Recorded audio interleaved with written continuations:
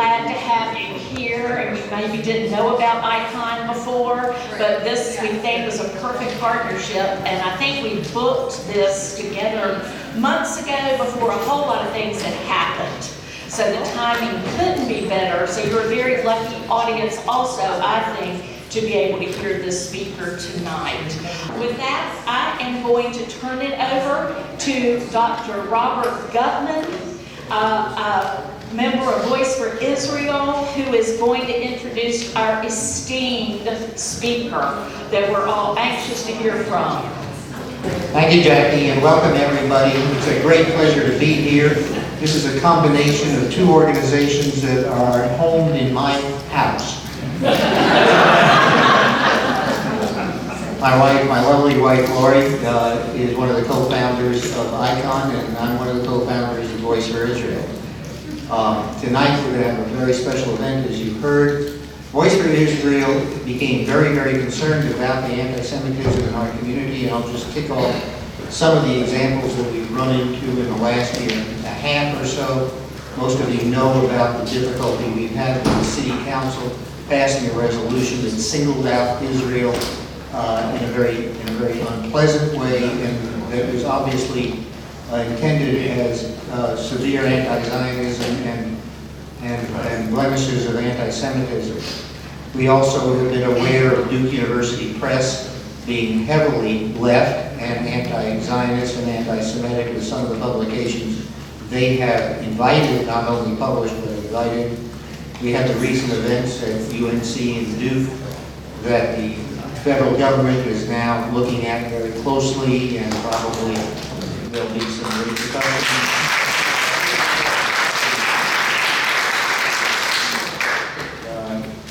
10, 15 years ago, we suffered the Palestine Solidarity Movement thing at Duke, and there have been many other examples. So that's not just happening in our community, it's happening all over the country, and I know Miriam is going to tell you about that.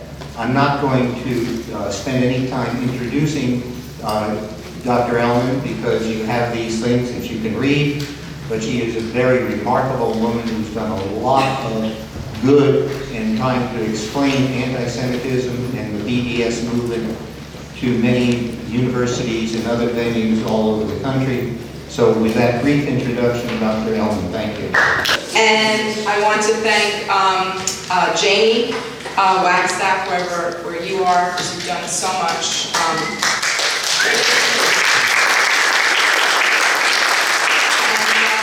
In addition to ICON, I really want to thank Voice for Israel for co-hosting. A special shout out to the Gutmans and to Peter Reitzis, Mike Ross, Josh Ravitch, so many others on the board, because I really feel like I know you all. And I've talked with you on the phone and via email for almost a year now. And a number of you know that I ended up writing was half a dozen articles on what's happening here in Durham, Chapel Hill. And thanks to the Voice for Israel board, I had the information I needed to get the information out to a national and international audience. And here's one of the first articles I wrote about the ban on police exchanges with Israel. And you can see another 6 of them at Legal Insurrection, and others that I wrote for JNS and for Allgemeiner as well. And I think many of you know about this so-called April 2018, quote, Israel resolution, end quote, that put Durham on the map. It made Durham the first city in the United States to align a municipal policy for policing with a virulently anti-Israel and anti-Semitic national campaign. And nearly a dozen of your local rabbis called the passage of this resolution, quote, a punch in the gut. Now, looking at it from the outside, I don't live here. I visited about 10 years ago, but I don't live here. I don't make my home here. So I don't know all the intricacies of the individual players who were involved and their histories and their families and all this. But it seemed to me from the outside that the city council move was discriminatory because Israel was the only country singled out in the resolution by name. And I also called it a very sly statement when I wrote about it, because it prohibits the Durham Police Department from participating in international police exchanges in other countries only if they involve military-style training, but imposes a total ban on any police exchanges with Israel, whether they involve military-style training or not. Now, I urge you, if you haven't yet, to head over to the Voice for Israel website and check out the articles that Peter Reitzes has written about this scandal in your community. And I wanted to just start by commending you, Peter, and Voice for Israel.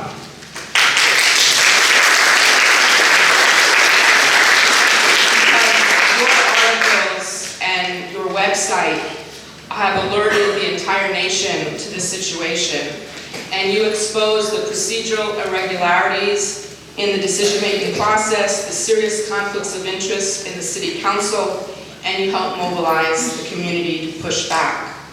And also a shout out to Deborah Friedman,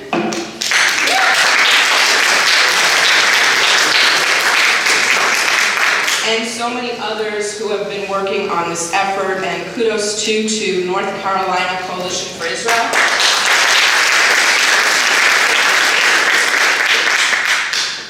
And I know that North Carolina Coalition for Israel, I call it Nikki, that you reached out to officials in Ann Arbor where anti-Israel activists had made some headway in the city council there, and they were pushing a 7-word resolution: we are against military aid to Israel.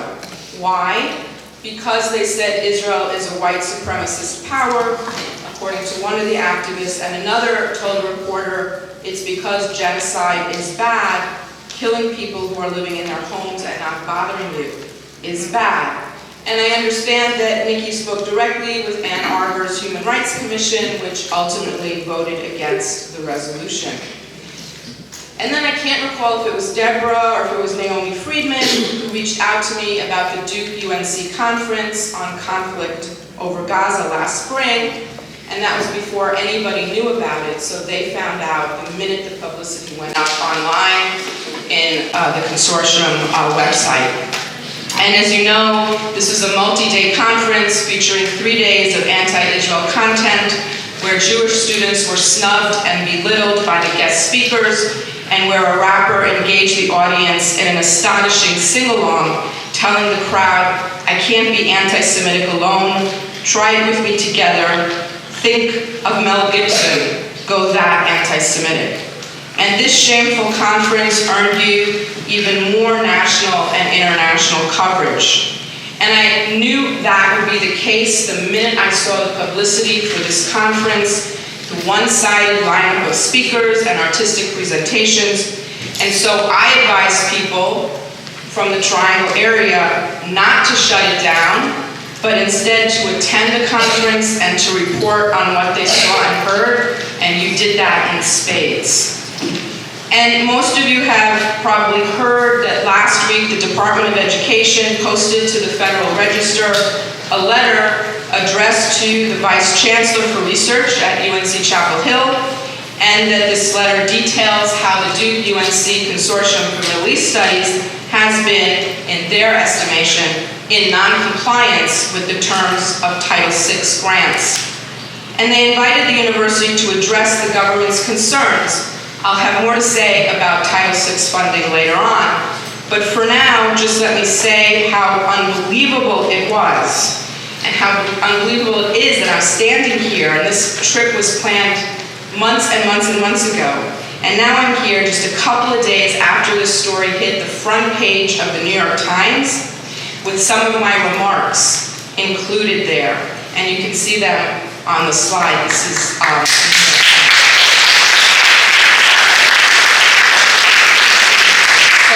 what I said was, these were my remarks in the paper, the department's action should be a wake-up call. What they're saying is, if you want to be biased and you want to show an unbalanced view of the Middle East, you can do that. But you're just not going to get federal and taxpayer money through the Higher Education Opportunity Act and Title VI. And the department's scrutiny of these programs is long overdue. to get this federal money, you really have to strive for viewpoint diversity. And who can disagree with that? It's what our students want. They do not want to be indoctrinated.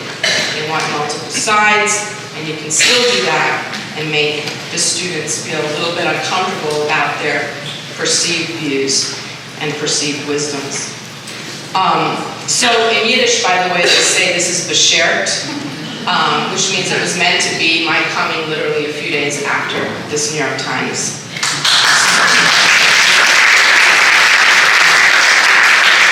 So I've been asked to give a bit of a context for you about what you've been experiencing in your community. And let me just start by saying the obvious, and that's that Israel can be criticized without resorting to anti-Semitism and without resorting to the vicious tropes that have sustained the hatred of Jews across the millennia. Criticism of Israel can be intemperate, it can be impolite, it can be biting, it can be uncomfortable to hear, it can be plausible, it can be justified, it can also be plain out wrong. But as my colleague Shani Moore of Bard College says, if in the defense that you're making, and you're saying I'm merely criticizing the Israeli government, the obvious question has to be, what Israeli policy are you criticizing? Is there actually a critique of Israel at all? Or are you just showing your bigoted mindset, right? Like this woman here. So if you're going to assert that Israel is a white supremacist state perpetrating genocide, massacring and torturing babies, and that its powerful global lobbies have, quote, hypnotized the world to hide its evil ways, we should rightfully be concerned that these remarks are anti-Semitic, especially the bits about bloodlust and global conspiracies. Anti-Semitism is not a moving target. It has specific manifestations, and it's also different than other types of bigotry, such as anti-black racism. Jews are the only people on the planet for which prejudice has both a high and a low status. Jews are depicted as unclean and parasitic, but they're also depicted as centrally important, diabolical, the purveyors of all evils, wealthy, and secretly in control. In essence, anti-Semitism is a conspiracy theory. Now, with the new anti-Semitism, Israel, which is the homeland of the Jewish people, and where 43% of world Jewry today reside, Israel stands accused of cardinal sins against human rights and social justice, including apartheid and genocide. The accusations are tendentious, they're disproportionate, they're often made in bad faith. The charges simply don't survive genuine empirical scrutiny. Once, they would have been dismissed, but today they're accorded high academic praise and awards. And so recently, several colleagues and I co-edited a volume, and some of them are on display, that tries to reclaim the language, to give accurate meaning to the vocabulary we use, words like apartheid and occupation and settler colonialism and genocide, that today have acquired the status of dogma, casting Israel as a country uniquely disposed to violence and bigotry. And the theme of Israel and its supporters are the new Nazis, which is a blow that associates Zionism with consummate evil and mocks the victims of the Holocaust at the same time. That now is a mainstay of discourse on the left. And you can see it in this t-shirt, which was sold and worn at this year's annual Netroots conference, which is a place where a lot of up-and-coming progressive politicians go to share their ideas and strategies. And as you can see, Zionism is associated with every kind of hate. And people went and bought those shirts and went around wearing them. And so this little volume that appeared in the journal Israel Studies is our response to this misuse of language, abuse of language, and Seamus was kind enough to purchase some copies of the volume, and they're available. And I'm happy to talk about the volume later too. Criticism of Israel morphs into anti-Semitism when it projects the negative stereotype of the Jew Sinister, clannish, disloyal, traitorous, ruthless, parasitic, cunning, money-grubbing, and power-grabbing onto Israel. It projects those stereotypes onto the Jewish state, which just so happens to be the world's only Jewish majority state. And the demonization of Israel is considered an example of contemporary Jew hatred by the International Holocaust Remembrance Alliance, whose definition of anti-Semitism has now been adopted by nearly 24 countries worldwide and is also similar to the definition adopted by the US State Department. Not surprisingly, left-wing anti-Semites are firm opponents of this widely accepted IHRA definition, and so too are far-right anti-Semites. And the UN, by the way, just released a report urging more countries to adopt this IHRA definition of anti-Semitism. So let me move on to share with you what I and my organization and some other organizations have been seeing on the campuses this past year. And I think that might be a really good way to give you a sense of what's new about the new anti-Semitism. I've been engaged on the issues of anti-Israelism on campus and on BDS, the Boycott, Divestment, and Sanctions movement, for almost 10 years. And I have to say, this past year was the worst that I've ever seen it. There seems to be a new set of realities on campus for Jews and for Zionists, and the climate is growing worse. And we can start with faculty who are brazenly trying to implement the academic boycott of Israel, and they're proud and open about doing it. We can take the case of Michigan University professor who refused to write a letter of recommendation for a student who wanted to study abroad in Israel. So here we have a faculty member, and that's not him in the slide, that's actually a supporter of this professor. So we have hundreds of faculty members, professors, who have said, we're going to do the same exact thing. We are not going to provide letters of recommendation for our students who want to go study in Israel. And they're basically holding their students responsible for the policies and actions that they don't like that the Israeli government pursues. Now, holding Jews either collectively or individually to blame for what Israel does or doesn't do is a feature of the new anti-Semitism. Jews in Europe and in the US and elsewhere are routinely blamed for Israel's treatment of the Palestinians, and of course no other minority is blamed in this way. Rendering Jews as proxies for the state of Israel is anti-Semitism, plain and simple. And here's what that rendering looks like. It looks like synagogues, and it looks like Jewish religious symbols like the sukkah. It looks like sukkahs and synagogues that are vandalized and defaced with Free Palestine and Free Gaza. Now, the Michigan University professor didn't deface a sukkah and he didn't vandalize a synagogue, but the action he took and that hundreds of other faculty are taking against their Jewish and Zionist students draws on the same idea, that American Jews should be held accountable for the policy decisions of the Israeli government. And it's also been painfully clear this past year that we're no longer in the realm of just divestment and sanctions resolution in student governments. The landscape on so many campuses is changing dramatically, and there's something much more insidious going on. There's really a new reality where Jews and Zionists, and that includes Christian Zionists, are being demoralized on campus. We're seeing an escalation where campus student activists are becoming much more brazen. They're proud to cloak their anti-Semitism in an anti-Zionist veneer. And those challenging the legitimacy of Israel are now starting to shun Jewish organizations on campus. So on State University of New York, Stony Brook, it's just a few hours from where I live, the campus group, or chapter of Students for Justice in Palestine, told Hillel, which is a nationwide organization that services Jewish leaders on campus, so SJP told Hillel that it should stop all Israel programming. And according to the statement that it released, if you don't stop Israel programming, you are not welcome on this campus. But in the statement, they said that lighting Shabbat candles would be okay. And at Williams College, which is an elite liberal arts campus in Massachusetts, a student-led college council took an unprecedented discriminatory action last year, denying a pro-Israel group registered student organization status, which means you can't get funds and you can't get a venue because you're not registered.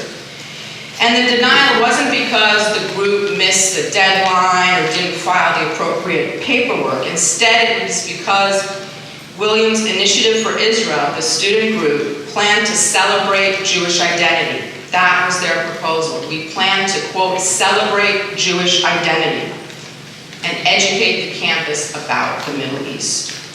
And according to students on the council, Wi-Fi, because it supported Israel's right to exist as part of its celebration of Jewish identity, that would cause offense to Palestinians and Arabs and Muslims on the campus and would be counter to a, quote, human rights-oriented approach.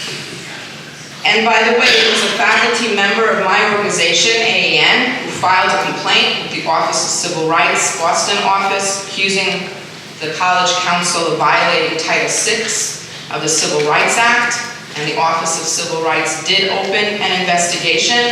And then a few months ago, Williams College reached a resolution with the Department of Education. The school pledged that Wi-Fi will be afforded the same rights and privileges as other registered student groups, and we can thank the head of the OCR, Trump nominee, Ken Marcus.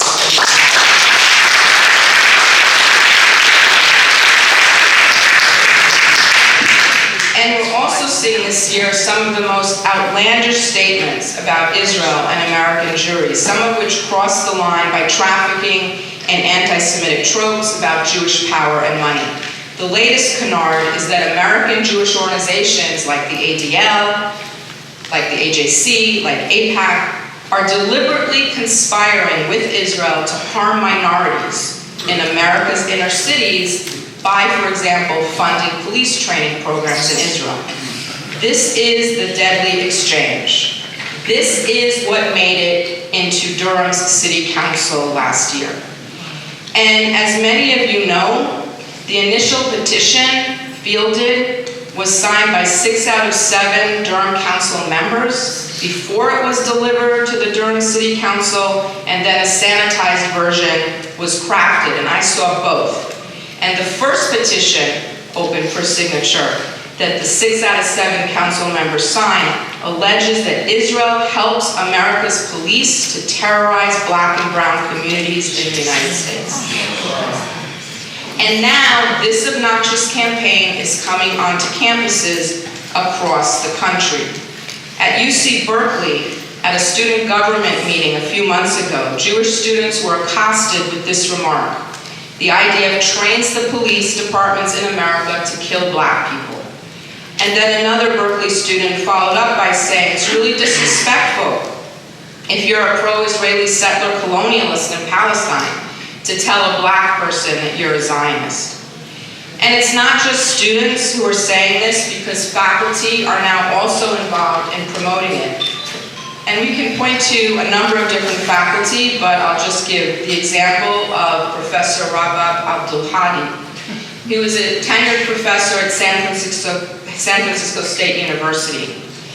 And Abdul-Hadi visited a number of campuses, actually in the Northeast, where Deadly Exchange has been picking up steam. So she visited a number of campuses in the Boston area and elsewhere in the Northeast to promote the Deadly Exchange campaign. Now, this is a professor who last year used her department's official Facebook page to disinvite Zionist Jews from her campus. She actually wrote that allowing Zionists on the campus is, quote, a declaration of war against Arabs, Muslims, and Palestinian students. That post is still live on an official university webpage at San Francisco State. And then in July, if you can see on the slide, she posted a banner to her department Facebook page that reads, Zionism is racism. Now, Abdul-Hadi should be prevented from misusing the name, the logo, and the official university channels of San Francisco State to promote her religious and ethnic hatred. My organization recently joined dozens of other groups, about some 80 organizations actually, civil rights and Jewish organizations and others, urging California State University officials to do that, to remove this material from their official university web pages. But none of us, and no one that I know of, is demanding that she be censored from spewing bigotry on her private social media platforms. It's always important to remember that academic freedom gives her and others the right to say deeply offensive, deplorable, and also anti-Semitic things. But that doesn't mean that these haters, and what Abdul-Hadi brings onto campus is hate, it doesn't mean that these haters have the right to be free of criticism or condemnation. And on that point, we can think about a recent incident that happened at Emory University. A few months ago, the Student for Justice for Palestine chapter at Emory in Atlanta did a replay of a popular stunt. In the dead of night, they taped mock eviction notices on dorm room doors. And this happened on other campuses a few years ago at Northwestern and at NYU. And the administrators there, when it happened a few years ago, released statements saying these eviction notices on dorm rooms erases millennia of Jewish persecution when Jews were evicted from their homes and barred from living in cities and settled in ghettos. And back then, the administrators rightly called it intimidation. And administrators at Northeastern and NYU admonished the students who did it, telling them this flyer is not an invitation to thoughtful, open inquiry. And it's disappointing and it's inconsistent with the standards that we want to prevail in a scholarly community. And one SJP chapter was even suspended temporarily for pulling that stunt back in 2014.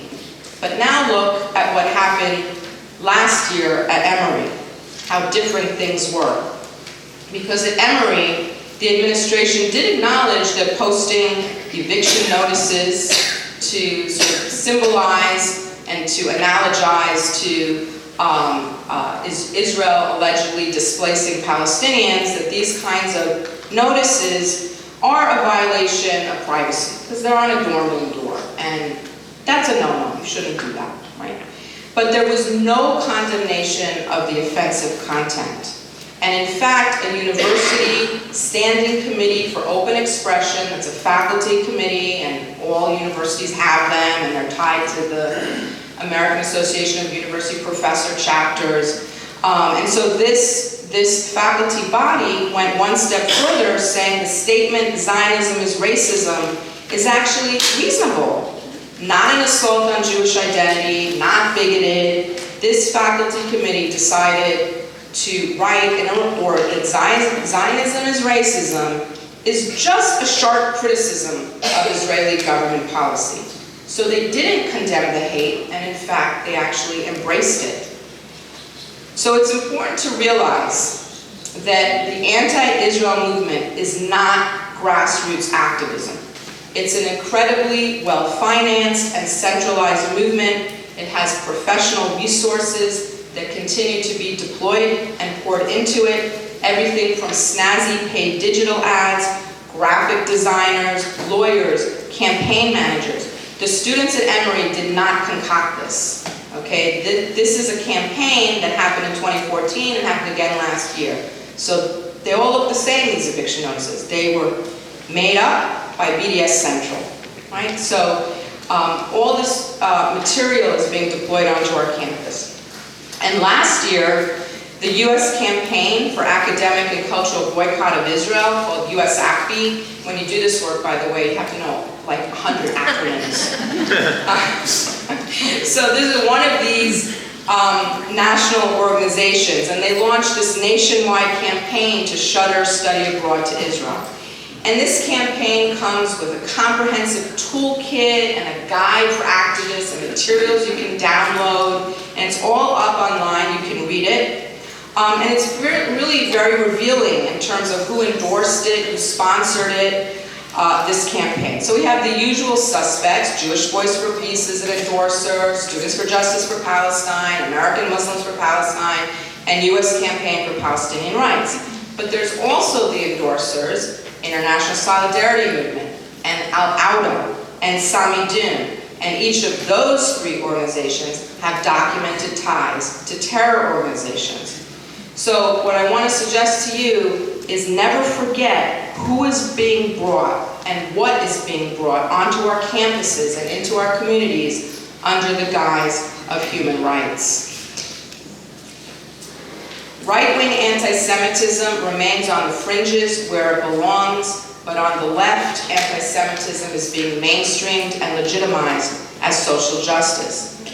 And I did see that a few weeks ago, the legal think tank ZIONIST Legal filed a complaint with the North Carolina AG regarding possible terror recruitment of students on the Duke campus.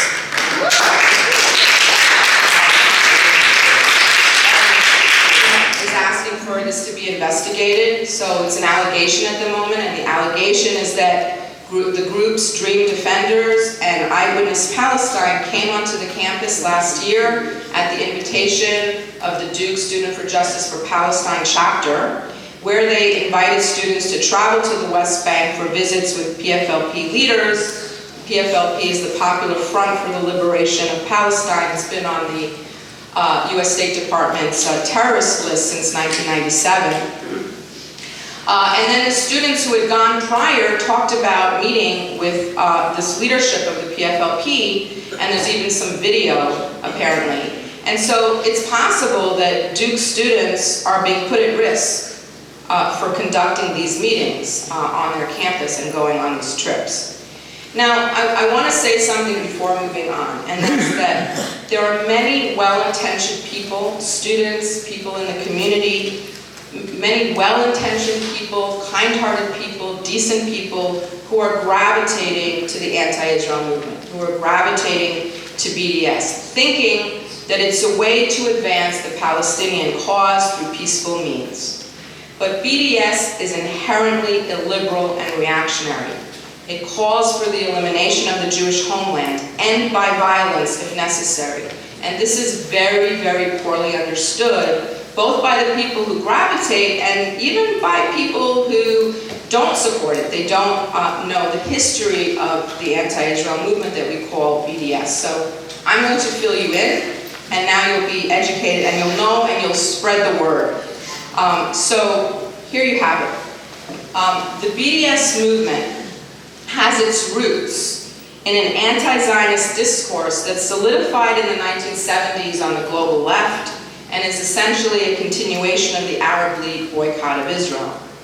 Most BDS supporters will tell you that the movement originated in 2005 with a call by Palestinian civil society organizations, and that it was founded by a person named Omar Barghouti, who is an Israeli resident, born in Qatar, who has a degree from Tel Aviv University, by the way, but wants the entire world to boycott Tel Aviv University into oblivion.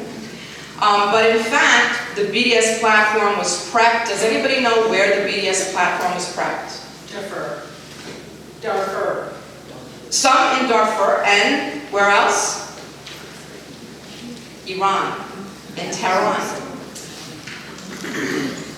Right before 9/11, conference in Iran, and rolled out at Durban at the UN Anti-Racism Conference 1 year later. This was an anti-Israel hate fest that was so overtly anti-Semitic that the US delegation walked out of it.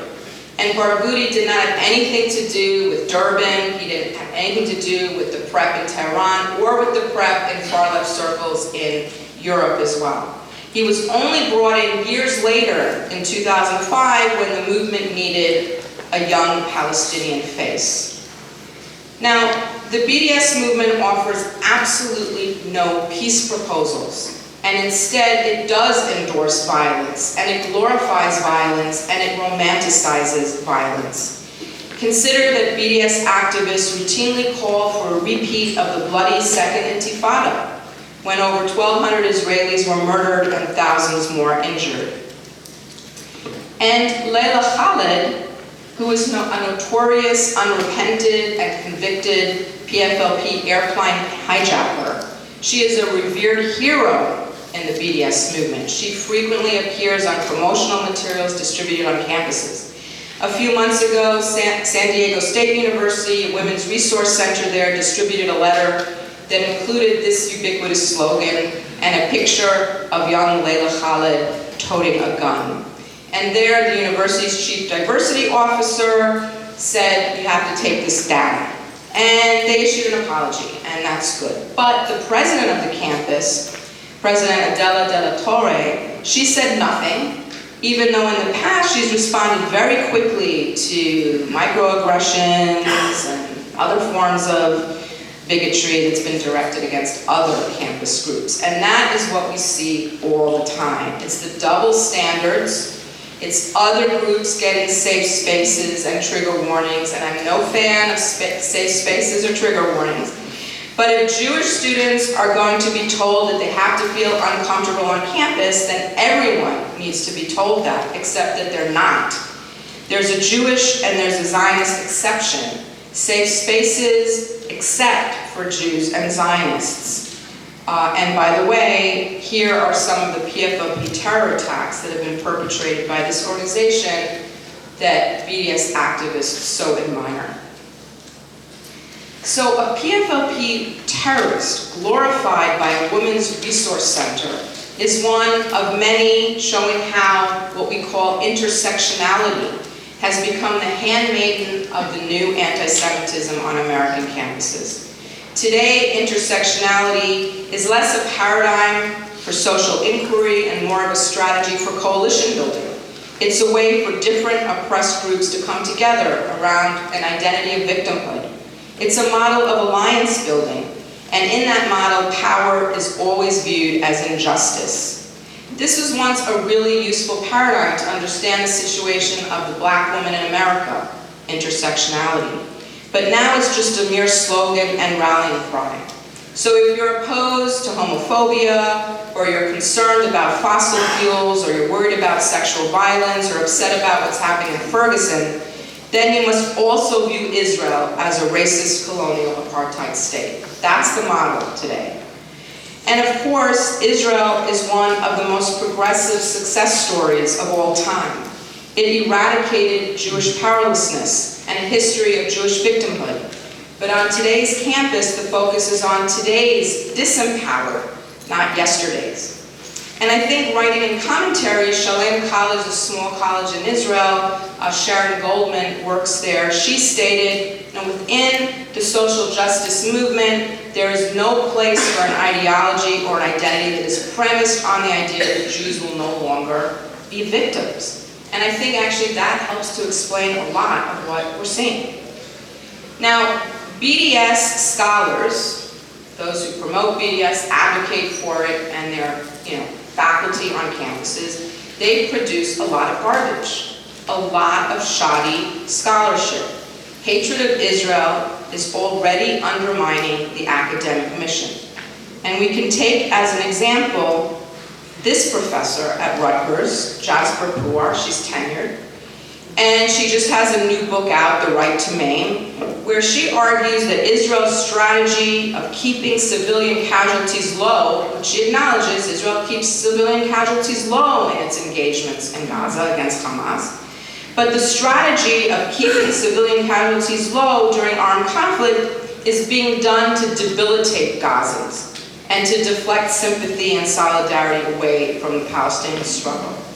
It's simply inconceivable to PUAR that Israelis might just not want to kill Palestinians, and that if they're trying to spare innocent lives, it's because they want to follow and adhere to the laws of armed conflict. She says no, if they're doing it, it's because they have some conniving purpose for doing that. That is a modern day blood libel, and this was published by Duke University Press. And its editorial advisory board granted approval to this manuscript. So in a new book, my colleague Kerry Nelson, he's a former president of the American Association of University Presidents, he's an emeritus professor at the University of Illinois, and he's a member of AAN, of my organization, and we're very proud that we helped to subvent the book and actually co-publish the book with Indiana University Press. And this book is really an important one to read because he provides a scathing critique of PUAR and other BDS scholar activists who make claims that even a simple Google search would easily disprove. And he writes about the corruption of scholarship. In fact, at one point, pointing a finger to Duke University Press Director Ken Wasaka, who I understand is on his way out, or almost out. But for years, he failed to fact-check and properly vet material.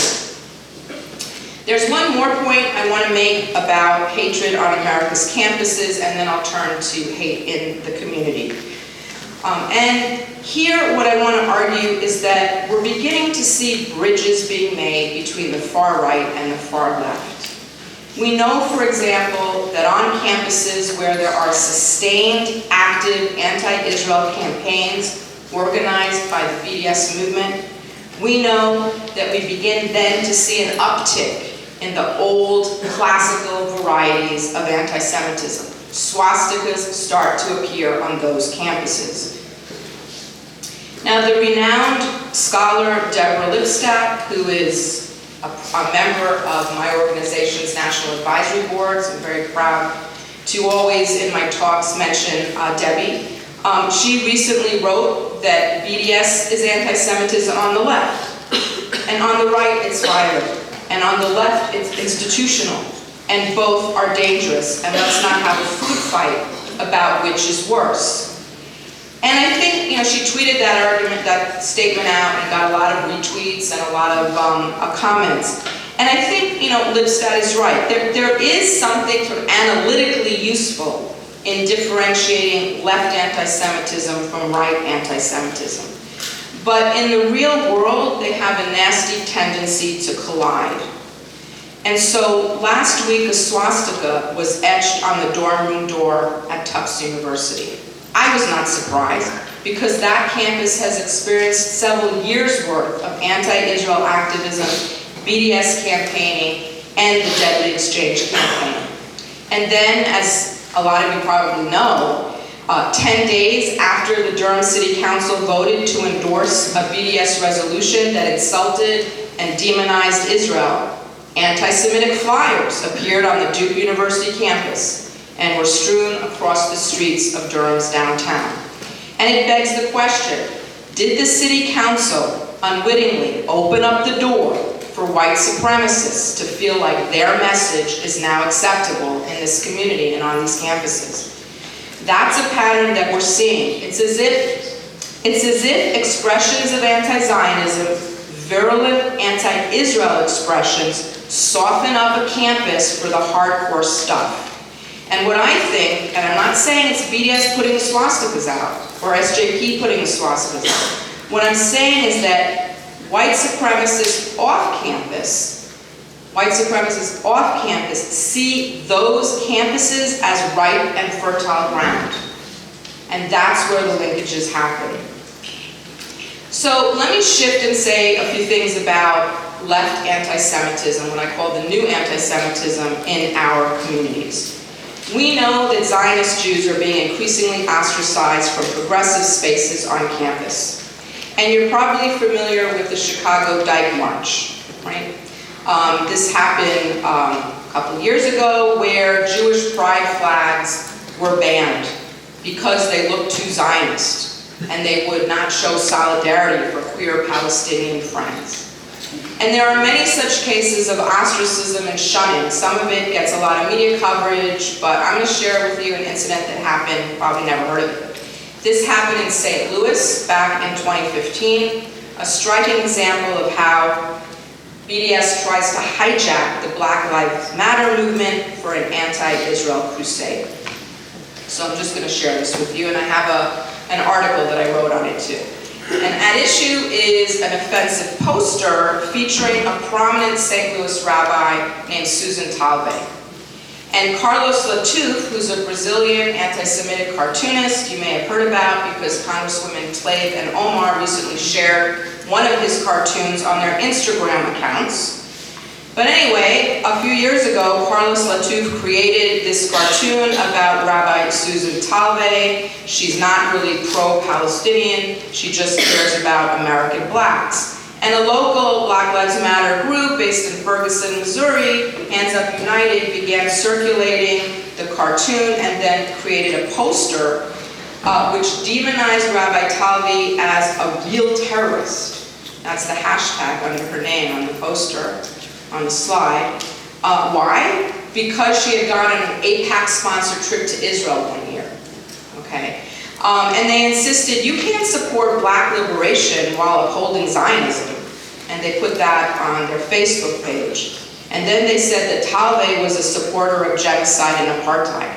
And that post went viral on the internet and turned into this full-blown smear campaign of this well-known rabbi. So here's this progressive rabbi. Obama had invited her to the White House to light the Hanukkah candles one year. And she's famous. She has been jailed for civil rights activism, and she's being told that you can't be part of our social justice movement unless you disavow your Zionism. And guess who supported that position of Hands Up United? Starts with a J. Jewish Voice for Peace, right? The local chapter of Jewish Voice for Peace supported the smear campaign. They said, we love your courageous, outspoken stance on post-Ferguson protests. Your nationally acclaimed social activist work are great for you. But you're no part of our movement because you haven't made the black struggle about Palestine. As it was a direct quote in a letter they wrote to her. You have not made the black struggle about Palestine. So I ended up writing about it, and then my blog post went viral in St. Louis, and apparently it helped Rabbi Talve because she wrote to me and thanked me, and many in the community didn't know, but across the whole community of St. Louis, across all the political spectrum, all the denominations, everybody stood with her, and eventually died down. So Jewish Voice for Peace, the chapter in St. Louis, glommed onto a hate campaign against this rabbi in St. Louis because that's how they roll. And JVP, is mostly an off-campus organization. It doesn't have a lot of chapters on campus. And it maintains that Zionists have no place in America's progressive circles because, in its view, Zionism is white supremacy. It's a total reflection of the group's ignorance about the role that anti-Semitism plays in white supremacist ideology and the way that Jews are its primary victims. First and foremost, JVP serves an important and useful function in the anti-Israel movement. It's a cover. They serve as cover, as Jews, for their non-Jewish allies and partners. I call it the Jewish sword and shield of BDS. JVP helps safeguard the anti-Israel movement from allegations of anti-Semitism. And they spend a lot of time rushing to the defense of their anti-Semitic allies, saying, no anti-Semitism here. We're Jews, and we're telling you, no anti-Semitism. But with deadly exchange, this campaign, they have literally jumped the shark, because JVP is now the purveyor of anti-Semitism. JVP is now conceiving of Israel as a malevolent part of a wider Jewish conspiracy. This deadly exchange campaign, I argue, is the most vicious campaign that has been launched by the BDS movement to date. In the summer of 2017, JVP rolled it out, alleging that some of the leading organizations of American Jewish life, and you can see it in the screen, the Anti-Defamation League, AIPAC, ADL, AJC, were deliberately conspiring to harm American people of color by organizing and funding counter-terror training programs between the US and the Israeli law enforcement. And they produced videos and lots of campaign materials. And initially, those campaign materials focused on the Ferguson to Palestine meme, this false equivalence between the situation facing the Palestinians and the problems of policing in America's inner cities. But it quickly evolved to something more than that, because what this campaign alleges is that mainstay organizations of American Jewry are co-conspirators in a nefarious mission to oppress their fellow citizens. They are a hidden and moneyed force before the manipulation of state agencies, in this case police agency. This is a claim that is straight out of the anti-Semitic forgery protocols of the Elders of Zion. That is what JBP activists brought into your community. That is what Durham to Palestine brought into your community. That is what they unleashed last year. And so what happened in Durham, I think, is the next frontier of the anti-Israel movement, which is moving off campus, moving into municipalities, moving into city governments, moving into America's mainline churches and K-12 education. 2 years ago, the U.S. Campaign for Palestinian Rights, USCPR, launched a 3-year plan to support municipal-level campaigns across the country. And you know what? The executive director, when it was soliciting tax-deductible donations for this campaign, constantly mentioned, quote, the victory in Durham, right? And then there's America's mainline churches. I wrote a series of articles about how anti-Israel Christian Palestinian NGOs like Sabeel and Friends of Sabeel North America have been able to infiltrate America's liberal Protestant churches by forging close partnerships with church subgroups. And together they ensure that members are exposed to a constant barrage of anti-Israel and even anti-Semitic propaganda. And so many of these mainline churches have become forum for Palestinian solidarity politics, and they crowd out every other issue. Sidelined on the agenda is the genocide and suffering of Christians throughout the Middle East, the potential destruction of the region's ancient Christian communities, even the plight of Christian Palestinians in Gaza and in West Bank, who do face discrimination and whose churches are vandalized and desecrated. That is not taken up as a matter of serious concern in America's mainline churches today. BDS groups operating in these churches have sucked all the oxygen out of the room when it comes to talking about oppressed Christians in the Middle East. And of course, as we know, in Israel, the Christian community is thriving. In addition to America's mainline churches, we need to focus much more on our schools.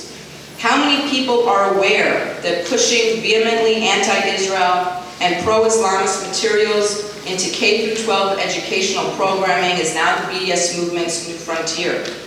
It's hard to say, but I can tell you, not a lot of Jewish American organizations are taking this up in any systematic way. And I and others, like the Boston-based organization Camera, have written on a situation in Newton, a suburb outside of Boston. It's a wake-up call for everybody. This heavily Jewish suburb, where parents and concerned residents have been fighting a multi-year battle against a shockingly hostile school district. They've tried to get school officials to acknowledge their concerns, provide access to the curriculum as required by law, and to pull academically unacceptable materials. And the process often starts with federally funded university centers for the Middle East. In Newton, Harvard Center had an outside influence on high school educators for years. And I think what happened in Newton, you can read about it in my articles and those that Camera produced, it's really appalling, but I think it's part of a trend that's underway in our public schools, where students are learning from supplemental readings from the internet. It's not really the textbooks that are the problem as much as what the internet provides. Supplemental readings that are horribly slanted against Israel and come onto the classrooms. Classroom lectures, lesson plans, and they're often provided by outreach workshops that federally funded Middle Eastern centers produce. And I don't think that the Duke-UNC consortium here on the campuses is the worst offender in terms of non-compliance with Title VI. There are really a lot of bad apples. And the goal in 1965 when Congress passed Title VI and the Higher Education Act was to train students for public service, for the diplomatic corps, for jobs in the national security and defense. And now some, not all, of the 15 Middle East National Resource Centers that are federally funded through this act, not all, but some, are hotbeds of anti-Israel and frankly anti-American propaganda. Some are quite good, but some really need a major overhaul. And now it looks like finally the Department of Education will be doing its due diligence and may start to review compliance with Title VI. What could be better? right, then ensuring that these programs are balanced and promote the national security interests as Congress intended. Nobody wants the government intervening in college curriculum, but this is a federally funded program, and in this instance, the government does have the authority to demand changes to pervasive anti-Israel bias. So I've spent the last, I don't know, 35 minutes or so giving you a sense of the new realities in our campus and in our communities, and I just want to end with a few ideas about how we can combat this new anti-Semitism. Now, Barry Weiss, who writes for the New York Times, has a new book. I haven't read it yet. I've read a lot of reviews of the book, but I have yet to read the book. But I understand that she gives like a list at the end of like 30 ways we can. I'm only going to give 3, but I think my 3 are the most important.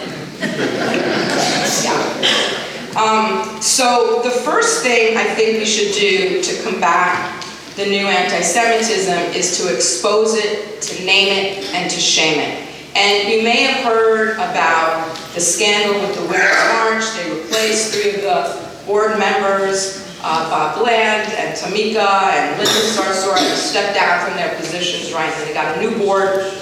And they mean to repair the relationship between Women's March and the Jewish community. It should have been great news, but they selected this a woman who works for CARE in California.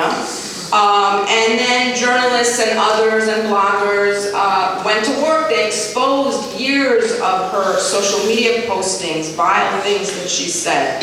And this is a woman who signed the open letter to Americans about anti-Semitism after the massacre of the Jews in the Pittsburgh Tree of Life congregation. And the conclusion reads, quote, "We reject white nationalist anti-Semitic hate."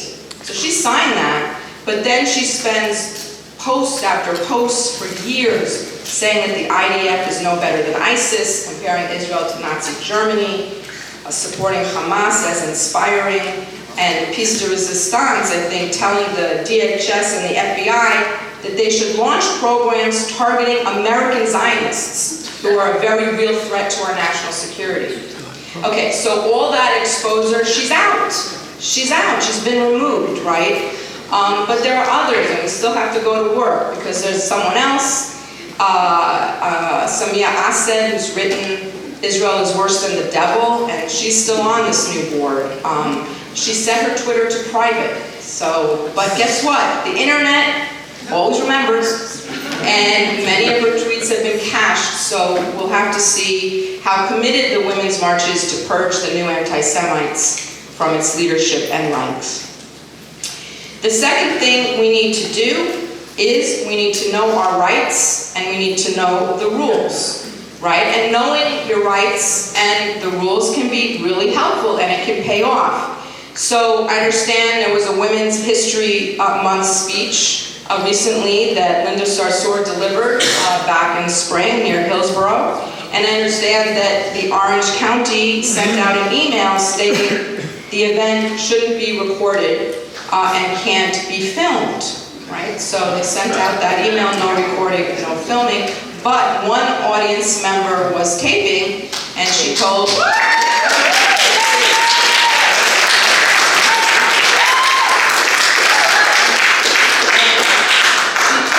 she told a staff member there at the meeting, she said, "This is public, there's a quorum of elected officials in this room, I have every legal right to record this," and apparently that neutralized the staffer.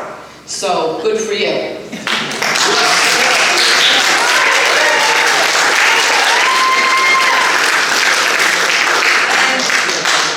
my organization focuses effort on helping administrators better appreciate what they can do and say to support Jewish and Zionist students without infringing on academic freedom or campus free speech. So we advise campus officials to swiftly and unequivocally exercise their own free speech rights to condemn the intolerance. A great example is when Northwestern's chapter for Students for Justice in Palestine brought a convicted terrorist and the US immigration fraudster who was deported to Jordan, Rasmia Odeh, brought her in as a guest speaker to honor her. And the university president not just did an innocuous statement, He went and stood with the protesting students at the vigil they did at the same time to remember Odet's victims, who happened to be 2 young college men who were murdered in the terror attack that Odet helped to orchestrate. So the president of Northwestern did not shut down the SJP event, but by going to the vigil for the 2 college students that Odet had murdered, he clearly underscored what message was consistent with the university message and what message wasn't.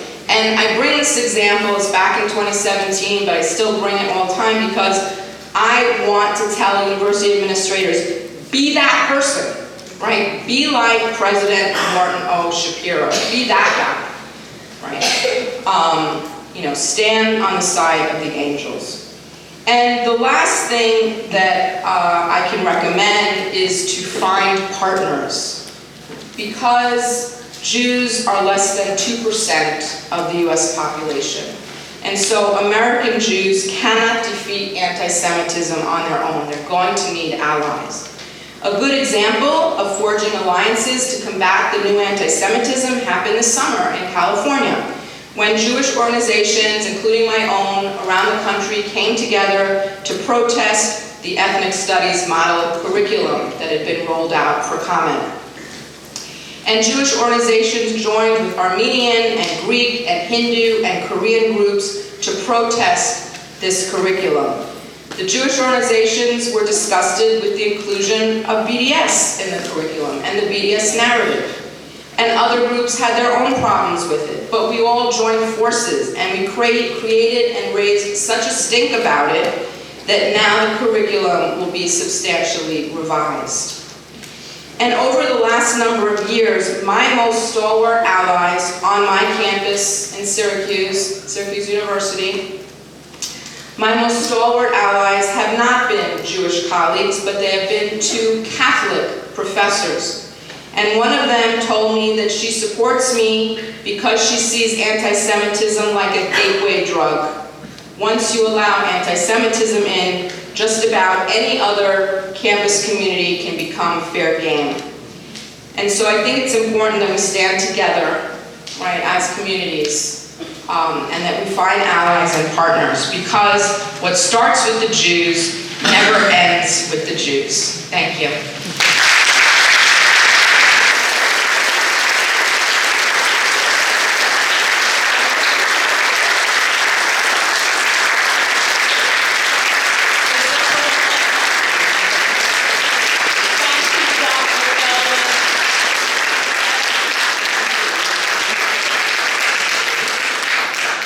So even though, as Dr. Bob Gutman said, Icon and Voice of Israel are housed in the same house over there on Watts Drive in Durham, we're really glad that we expanded our family and connection with Voice for Israel and partnered, just like Dr. Elman said. This is what we need to do more of, and we're delighted that we got to be the partner with Voice for Israel. Thank you all.